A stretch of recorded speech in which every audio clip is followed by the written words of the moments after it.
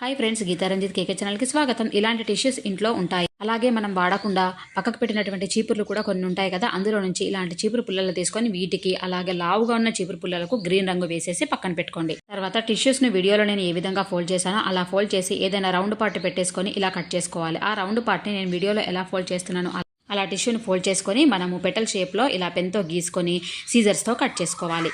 ఈ టిష్యూస్ను మనం ఓపెన్ చేసినట్లయితే అన్ని ఫ్లవర్ పెటల్స్ అయితే మనకు వచ్చేస్తాయి. ముందుగా మనం రంగు వేసినటువంటి చీపురు పుల్లకు ఇలా 10 పెటల్స్ని అయితే గుచ్చుకొని చివరి భాగాన మళ్ళీ పెటల్స్ కట్ చేసగా వచ్చినటువంటి తుక్కు ఉంటుంది కదా, దాన్ని ఫెవికాల్తో ఇలా అతికించుకోవాలి.